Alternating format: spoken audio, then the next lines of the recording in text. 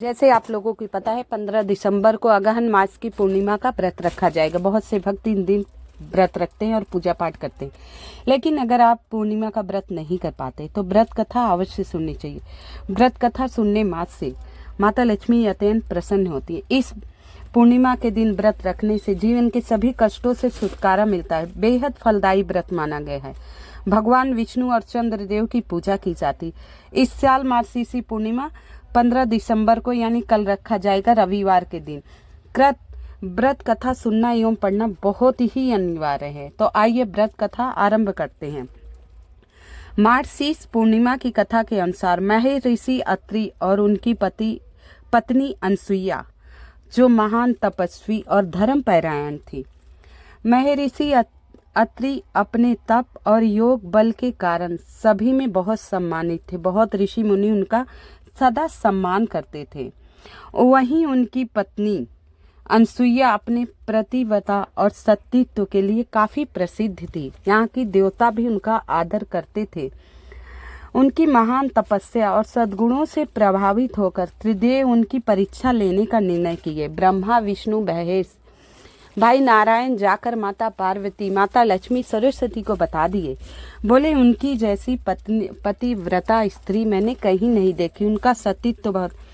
अब माताओं के कहने पर त्रिदेव बोले अब माता अनसुईया की परीक्षा लेनी पड़ेगी। भगवान विष्णु, महेश और ब्रह्मा जी त्रिदेव उनकी परीक्षा लेने का निर्णय किए कि अब इनका परीक्षा लेना पड़ेगा। और तीनों भिक्षुक के रूप में भगवान भोलेनाथ, भगवान विष्णु और ब्रह्मा जी तीनों लोग भिक्षुक के रूप में माता अनसुईया के आश्रम पहुंच गए। अब बोले भिक्षाम देहि, भिक्षाम देहि। इतने पे जब माता ने भिक्षुओं की आवाज सुनी तो माता अनसुईया आश्रम के बाहर निकली। उन्होंने माता अनसुईया ने त्रिदेवों से भोजन का आग्रह की। अब तो उनके द्वार पे वो भिक्षुक बन के आए थे। बहुत माता अनसुईया बोली आइए ऋषिवर, मैं आपको भोजन कराती हूँ। भोजन तैयार है, कृपया मेरा निवेदन स्वीकार कीजिए, प्रार्थना और भोजन के लिए आप आइए। अब लेखित तीनों भिक्षुक बोले हमें भोजन नहीं करना है। माता अनसुईया बोली भोजन नहीं करना है तो आप अन्न दान लेंगे, वस्त्र दान लेंगे या सोना चांदी का दान लेंगे? आप आज्ञा कीजिए, आपको क्या चाहिए? माता अनसुईया बोली आपको क्या चाहिए? आप हमारे दरवाजे पे आए हैं, आपको मैं खाली हाथ नहीं जाने दूंगा। ये ऋषि अत्रि का द्वार है। तो तीनों भिक्षुक ने कहा जो हम मांगेंगे क्या आप हमें देंगी? तो बोली हाँ बिल्कुल, मैं आपको दूंगी। तो आप बोले, तीनों भिक्षुक बोले माता आप सोच लीजिए, हम जो मांगेंगे क्या आप देंगी? बोली लेकिन अब माता बोली कि माता अनसुईया ने वो माता अनसुईया से बोले कि आप मुझे निर्वस्त्र होकर भोजन कराना होगा। आपको निर्वस्त्र होकर बिना वस्त्र के हम तीनों को भोजन कराना होगा। अब माता अनसुईया बोली ठीक है। अब माता अनसुईया भाई उन्हें वचन दिया था कि आपको खाली हाथ नहीं जाने दूंगा। त्रिदेव बोले ठीक है। अब ये माता की सतीत्व की पतिव्रता होने की परीक्षा थी। अब निर्वस्त्र होकर जब स्त्री दूसरे पुरुष के सामने जाए तो उसका सतीत्व खत्म हो जाता है। तो माता अनसुईया बोली ठीक है। अब माता अनसुईया ने अपने सतीत्व और तपोबल से उन तीनों के छोटे बच्चों में बदल दिया। तीनों बच्चों को छोटे 6 महीने का बच्चा बना दिया। अब 2-4 महीने के बच्चे रहते हैं, 6 महीने के बच्चे। अब माता निर्वस्त्र होकर उन्हें दुग्ध पान कराया, अपने स्तन का पान कराया, दुग्ध पान करा दिया, उन्हें भोजन कराया। अब जब दुग्ध पान करा दिया, अब थोड़ी देर बाद जब महर्षि अत्रि वापस लौटे, अब माता अनसुईया वस्त्र धारण करके, क्योंकि उन्होंने वचन दिया था तो निर्वस्त्र बन के उन्हें दुग्ध पान कराए, उनका पेट भरा तीनों का। और इसके बाद वस्त्र धारण करके अपने कार्य में लग गई। कुछ समय पश्चात महर्षि अत्रि आए। अरे बड़े तेजस्वी सुंदर सुंदर 6-6 महीने के तीनों बालक अब भाई उनकी कुटिया में खेल रहे हैं और ऐसा मनमोहित कर रहे हैं। अब वो साक्षात जगत के पालनहार त्रिदेव जगत के पालनहार ब्रह्मा भगवान विष्णु और देवादि महादेव और भविष्य लिखता ब्रह्मा जी थे। तो भाई आकर्षित होंगे, उनका तपोबल, उनका तेज चमक ही रहा था। अब अत्रि को बड़ा आश्चर्य हुआ कि मेरे आश्रम में ऐसे तेजस्वी बालक आए कहाँ से, तेजस्वी बालक आए कहाँ से। तब उन्होंने तीनों छोटे छोटे बच्चों को अनसुईया के पास खेलते हुए देखा। इसके बाद अनसुईया पूरी घटना उन्हें बता दी कि ये 3 भिक्षुक आए थे और निर्वस्त्र बोले, आप निर्वस्त्र मुझे भोजन कराइए। अब बताइए, अब महर्षि अत्रि के दरवाजे पर कोई भिक्षुक आए और उनके वचन मैं पूरा ना कर सकूं, तो ये मेरे आपकी पत्नी होने पे लानत है प्रभु। ऋषिवर, अब ऋषिवर सारी बात सुन लिए। अब महर्षि अत्रि भाई बहुत बड़े योगी थे ही, योग बल था, वो सब कुछ ज्ञाता थी। अब उन्होंने अपने योग बल से देख लिया कि ये तो त्रिदेव हैं तीनों, जगत के पालनहार, जगत के उद्धार करता, भविष्य करता, संहार करता, तीनों हमारे घर पे खेल रहे हैं। वो मुस्कुराने लगे देख के तीनों को। वास्तविक रूप को महर्षि अत्रि पहचान लिए भाई। अब इसके बाद महर्षि अत्रि माता अनसुईया भक्ति से, तप से प्रसन्न होकर, महर्षि अत्रि और अनसुईया से वो तीनों लोग बहुत प्रसन्न हो गए और अपने वास्तविक रूप में आ गए। जो उनका रूप था उस रूप में आए। त्रिनेत्र दोनों बहुत प्रसन्न हुए, सेवा भाव किया। अब भक्ति से, तप से प्रसन्न होकर तीनों देव अपने वास्तविक रूप में आ गए। तब उन्होंने वरदान दिया। त्रिदेव ने महर्षि के यहाँ एक पुत्र रूप में जन्म लिया। कहते हैं महर्षि अत्रि और माता अनसुईया के ही पुत्र हैं दत्तात्रेय रूप से प्रसिद्ध हैं। 3 मूर्ति हैं दत्तात्रेय। ये गुजरात में आप गिरिनाथ पहाड़ी है ना, गिरिनार, वहाँ मिलेगा इसका मंदिर, बहुत बढ़िया। इसलिए मार्गशीर्ष के पूर्णिमा के दिन ही दत्तात्रेय की पूजा होती है। इसके अलावा ये भगवान विष्णु शिव जी की आराधना के लिए बहुत विशेष माना जाता है। तो ये मार्गशीर्ष पूर्णिमा की बहुत ही विशेष कथा मैंने आपको सुनाई है। आइए और कथा के बारे में बात करते हैं और दूसरी कथा जानते हैं। इससे पहले आप सभी से निवेदन है, कृपया मेरी वीडियो को लाइक एवं सब्सक्राइब अवश्य कर दीजिएगा। कमेंट में जय श्री कृष्ण, हर हर महादेव आप कुछ भी लिख सकते हैं। तो आइए पूर्णिमा की दूसरी कथा हम आरंभ करते हैं, जिसे 32वीं पूर्णिमा भी कहा जाता है। क्या कहा जाता है? 32वीं पूर्णिमा। इसे क्या कहा जाता है? 32वीं पूर्णिमा। तो आइए, मार्गशीर्ष पूर्णिमा 32वीं पूर्णिमा यानी 32 गुना फल मिलेगा इस पूर्णिमा का। तो कथा दूसरी आरंभ करते हैं। बार माता यशोदा ने भगवान श्री कृष्ण से कहा, हे पुत्र, तुम जगत के पालनहार हो, रचयिता, कृपया कोई ऐसा व्रत हम पृथ्वीवासियों को बताइए जिससे हमारा सुख सौभाग्य बना रहे, हमारे दुखों की अंत हो जाए। तो भगवान श्री कृष्ण ने कहा, हे माँ, मैं आपको आज ऐसी एक कथा बताऊंगा जिसके करने से माता सौभाग्य की प्राप्ति होती है। 32 पूर्णमासियों का व्रत करना चाहिए। 32 पूर्णमासी का व्रत करना चाहिए। 32 तो जीवन में 32 पूर्णिमा का व्रत करना चाहिए। ठीक है। आज कहते हैं धरती पर एक राजा थे जिनका नाम चंद्रहास था। वे अनेक प्रकार के रत्नों से परिपूर्ण कातिका नाम की नगरी में राज किया करते। उनकी नगरी में धनेश्वर नाम का ब्राह्मण रहता था। उसकी पत्नी बहुत सुंदर, रूपवती और सुशील थी। उस ब्राह्मण के घर में अन्न, धन धान्य की कमी नहीं थी, भरपूर था, किसी चीज की कमी नहीं थी। लेकिन उसके संतान नहीं थी और संतान न होने की वजह से ब्राह्मण ब्राह्मणी बहुत ज्यादा चिंतित थे, बहुत ज्यादा दुखी थे। एक दिन उनकी नगरी में एक तपस्वी आया। वह तपस्वी ब्राह्मण, वे तपस्वी सबके घरों से भिक्षा ले लिया करते थे, सबके घरों से भिक्षा ले लिया करते थे, लेकिन ब्राह्मण के घर से भिक्षा नहीं लेते थे। यह देखकर ब्राह्मणी बड़ी परेशान हुई और ब्राह्मण देवता से कहा, हे आर्य, एक तपस्वी आए हैं, नगर के सभी घरों से अन्न लेते हैं, लेकिन अपने घर का तो जल भी नहीं छूना चाहते। आखिर क्यों? मैं बहुत परेशान हूँ। ब्राह्मण बोले, ऐसी क्या बात है।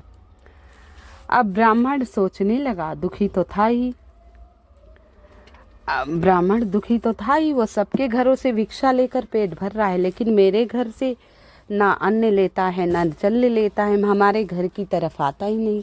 अब ये बात ब्राह्मण को पता लगी। वो तपस्वी के पास गए, धनेश्वर तपस्वी के पास गए, और तब ब्राह्मण वो तपस्वी प्रेम पूर्वक कुछ खा रहे थे। ब्राह्मण धनेश्वर ने योगी से यह कार्य करते देख लिया। योगी को यह कार्य करते पेट भरता। एक दिन तपस्वी भिक्षा को प्रेम पूर्वक खा ही रहे थे, तब ये देख लिया। धनेश्वर योगी बोले, हे तपस्वी, हे ब्राह्मण, हे महात्मा, आप सभी घरों से भिक्षा लेते हैं, सभी घरों पे जाते हैं, अन्न जल ग्रहण करते हैं, उनका लेकिन मेरे घर कभी नहीं आते। क्या कारण है जो आप मेरे घर नहीं आते? मैंने ऐसा क्या अपराध किया? हे योगी, हे महात्मा जी, बताइए, मैं कारण जानना चाहता हूँ। योगी ने कहा, मैं निसंतान के घर का भीख नहीं लेता। निसंतान की भीख पतितों के अन्न के समान तुल्य होती है। ऐसे जो भी पतितों का अन्न खाता है वो भी पतित हो जाता। क्योंकि तुम निसंतान हो, इसीलिए मैं तुम्हारे घर की भिक्षा नहीं लेता हूँ, इसीलिए मैं तुम्हारे घर की भिक्षा नहीं लेता। अब ब्राह्मण रोने लगे, विलाप करने लगे, बोले, हे महात्मा, हम पति पत्नी ऐसा कोई पाप भी नहीं करते, अपने नियम धर्म सदा निभाते हैं, पाठ पूजा करते हैं, पता नहीं किस पापवश मेरे संतान नहीं है। मैं क्या करूं? हे महात्मा जी, मैं क्या करूं? आप ही बताइए, मैं निसंतान क्यों हूं? योगी की इस बात से धनेश्वर दुख हुआ। अब योगी के पैरों पे धनेश्वर गिर पड़े, बोले, महात्मा, मेरे पुत्र न होने के कारण मैं बहुत दुखी रहता हूँ। हे महाराज, कृपया करके मुझे पुत्र प्राप्ति का कोई उपाय बता दीजिए, मुझे रास्ता दिखाइए। हे महात्मा, आप तो ज्ञाता जान पड़ते हैं। पुत्र न होने के कारण मैं अत्यंत दुखी हूँ। मेरी पत्नी भी इसी कारण बहुत दुखी होती। मेरे घर में अन्न धन की कमी नहीं है। माता रानी की कृपा से सब भरपूर है। राजा भी हमारे पुत्र की तरह हम लोगों की देखभाल करते हैं, लेकिन मैं क्या करूँ? मैं निसंतान हूँ। सब कुछ होते हुए भी मैं सुखी नहीं हूँ। आप मेरे इस दुख दूर करने का उपाय बताइए। यह सुनकर योगी कहने लगे, हे ब्राह्मण, तू चंडी की आराधना कर, माता चंडी की आराधना कर, माता चंडी की आराधना कर। योगी के कहे अनुसार धनेश्वर वन में जाकर माता चंडी की उपासना और उपवास किया। चंडी के 16वें दिन सपने में आकर दर्शन दिया। माँ चंडी ने दर्शन दिया और कहा, हे धनेश्वर, तेरे पुत्र होगा, लेकिन वह 16 वर्ष की आयु तक ही जीवित रहेगा। लेकिन यदि तुम दोनों स्त्री पुरुष 32 पूर्णमासी का व्रत करोगे तो वह दीर्घ आयु को प्राप्त होगा, लेकिन वह दीर्घ आयु को प्राप्त होगा। माता चंडी सपने में उसे दर्शन देकर और ये भविष्यवाणी की कि पुत्र तो होगा, 16 वर्ष की आयु होगा, और तुझे 32 पूर्णिमा का व्रत करना चाहिए, इससे उसकी आयु बढ़ेगी। प्रातः काल तुम्हें इस स्थान के समीप एक आम का वृक्ष दिखेगा। प्रातः काल जहाँ मैं तुम्हें दर्शन दे रही हूँ, सपने यही आम का वृक्ष दिखेगा। उस पर चढ़कर एक फल तोड़कर शीघ्र ही अपने घर ले जाना और वह फल अपनी पत्नी को खिला देना। ऋतु स्नान के बाद वह स्वच्छ होकर भगवान शंकर का ध्यान करके उस फल को खा लेगी। तब शंकर भगवान की कृपा से उसे गर्भ हो जाएगा। अब धनेश्वर ने ठीक वैसा ही किया जैसा माता ने उसे स्वप्न में कहा था। उसकी स्त्री गर्भवती हो गई। देवी जी की असीम कृपा से उसे एक बहुत ही सुंदर तेजस्वी पुत्र उत्पन्न हुआ, जिसका नाम उसने देवी दास रखा, क्योंकि माता चंडी की कृपा से उनके घर खुशियां आई थी। इसीलिए उसका नाम उन्होंने देवी दास रखा। दुर्गा जी के आज्ञा अनुसार उसकी माता ने, दुर्गा जी चंडी माता के अनुसार उसकी माता ने 32 पूर्णमासी का व्रत रखना प्रारंभ कर दिया। 16 वर्ष लगते ही देवी दास के माता पिता को चिंता होने लगी। भाई चिंता तो होती ही है कि कहीं उनके पुत्र की इस वर्ष मृत्यु न हो जाए। हरदम उनके मन में डर सा बना रहता था। अब सारी खुशियां धरी की धरी थी, उनके मन में चिंता ही चिंता थी। धनेश्वर देवीदास के मामा को बुलाया, कहा देवीदास 1 वर्ष तक काशी जाकर, देवीदास को लेकर 1 वर्ष काशी जाकर इनका विद्या अध्ययन कराओ, और ऐसी इच्छा है जहां तुम साथ जाओ वहां भंडारा कराओ। 1 साल बाद वापस लाना। इस तरह देवीदास एक घोड़े पर बैठकर अपने मामा के साथ काशी निकल पड़ा। धनेश्वर ने अपने पुत्र की दीर्घायु के लिए भगवती दुर्गा की आराधना की, पूर्णमासी का व्रत करना शुरू कर दिया। इस प्रकार से बराबर 32 पूर्णमासी का व्रत किया। कुछ समय बाद मामा और भांजा किसी नगर में रात बिताने ठहरे हुए थे। उसी दिन उस गांव में एक ब्राह्मण की कन्या का विवाह होने लगा था। अब मामा भांजे वहां बारात ठहरी हुई थी। जिस धर्मशाला में वो ठहरे थे वहीं वर और बाराती। वहां देवीदास उसके मामा भी ठहरे थे। संयोग से कन्या का तेल आदि चढ़ाकर मंडप में लग्न के लिए वर को बुलाया गया। अब वर को बुलाया, तब वर के पिता की नजर देवीदास पर पड़ी। उसने सोचा मेरे पुत्र जैसा ही सुंदर है, क्यों ना इसी को ले चलूं। मेरा पुत्र पता नहीं कहाँ है, लग्न करा दूं और बाद में कन्या से लग्न करा दूंगा। अब विवाह अन्य कार्य में मेरे लड़के के साथ हो जाएगा। ऐसा सोचकर पिता ने देवीदास के मामा जाकर बोला, थोड़ी देर के लिए अपने भांजे को दे दो। और उसने अपनी योजना बताई कि मेरा लड़का पता ना कहाँ है, अब लग्न इसी करा देता, विवाह मेरे लड़के से हो जाएगा। मामा कुछ लालच में आ गए। कन्यादान के समय वर को मिले हमें दे देना, बोले जो कुछ मिले मुझे दे देना, तो मेरा भांजा बारात में दूल्हा बनेगा। बोले अब भाई पिता के दूल्हे के पिता की भी खबर वो थी मजबूरी, बोले ठीक है। इस तरह देवीदास का विवाह उस कन्या से हो गया। पत्नी के साथ भोजन न कर सका, मन में सोचने लगा न जाने कैसी स्त्री होगी जो लड़के को ऐसा करना सही नहीं लगा। उसके आंख में आंसू आ गए। तब वधू ने पूछा क्या बात है, इतने दुखी क्यों हो। तब उसने लड़की को बात बतला दी। तब कन्या कहने लगी तुम्हारी शादी मुझसे हुई है, मैं तुम्हारे साथ ही रहना चाहती हूँ। अब हमारी शादी हो गई है। देव ब्राह्मण अग्नि सब को साक्षी मानकर तुम्हें मैंने अपना पति बना, इसलिए आप ही मेरे पति हैं। अब मैं आपकी ही पत्नी रहूंगी, किसी अन्य की नहीं। आप रोइए मत, हम एक साथ ही रहेंगे, एक साथ ही भोजन करेंगे। तब देवीदास ने कहा ऐसा मत करिए, क्योंकि मेरी मृत्यु निश्चित है, मेरी आयु कम है, मेरे बाद आपकी क्या गति होगी, इन बातों को जरूर विचार कर ले। परंतु वो दृढ़ विचार वाली स्त्री डटी रही। बोले तुम ही मेरे पति हो, अब चाहे जो आपकी गति होगी वही मेरी गति होगी। इसके बाद देवीदास उन पत्नी दोनों भोजन किया मिलकर, शेष रास्ते में सोते रहे। प्रातःकाल देवीदास अपनी पत्नी को एक अंगूठी दिया और रुमाल दिया। बोला हे प्रिय, इसे लो, संकेत समझ कर स्थिर सित हो जाओ। मैं जीवित रहा तो अवश्य वापस आऊंगा, और नहीं आए समझ लेना मेरी मृत्यु हो गई। प्रातःकाल जब शादी कार्यपूर्ण सब बराती मंडप में आए तो कन्या ने अपने पिता से कहा ये मेरा पति नहीं है। पूरी बात अपने पिता को समझा दी। बारात बिना दुल्हन के वापस चली गई। अब इस प्रकार देवीदास काशी चला गया। कुछ समय बाद काल से प्रेरित होकर एक सर्प रात्रि में देवीदास को डसने आया, परंतु व्रत के प्रभाव से काट न सका, क्योंकि पहले से ही उसकी माता 32 पूर्णिमा का व्रत पूरा कर लिया था। इसके बाद मध्याह्न के समय स्वयं काल वहां आकर देवीदास के शरीर से उसके प्राणों को निकालने का प्रयत्न करने लगा, जिससे मूर्छित होकर वह पृथ्वी पर गिर पड़ा। उसी समय पार्वती जी शंकर के साथ वहां आ गए और उस मूर्छित दशा में देखकर पार्वती जी ने कहा भगवान शंकर से, महाराज यह वही बालक है जिसकी माता 32 पूर्णिमा का व्रत किया था, जिसके प्रभाव से इसकी मृत्यु का दोष कट गया। भवानी के कहने पर भगवान शिव ने उसे प्राण दान दिया। उधर उसकी स्त्री प्रतीक्षा कर रही थी। जब 16 वर्ष व्यतीत हो गया तो देवीदास अपने मामा के साथ काशी चला गया था।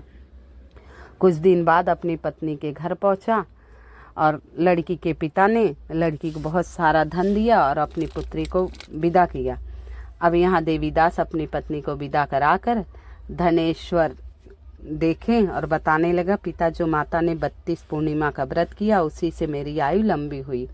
श्री कृष्ण कहने लगे माता से, इस प्रकार धनेश्वर द्वारा 32 पूर्णिमाओं का व्रत करने से उसके पुत्र की लंबी आयु हुई। अतः जो स्त्रियां यह व्रत करती हैं जन्म जन्मांतर तक उन्हें विधवा का दुख नहीं भोगना पड़ेगा और सदैव सौभाग्यवती रहेगी। यह व्रत पुत्र पौत्र देने वाला, संपूर्ण मनोकामना पूर्ण करने वाला है।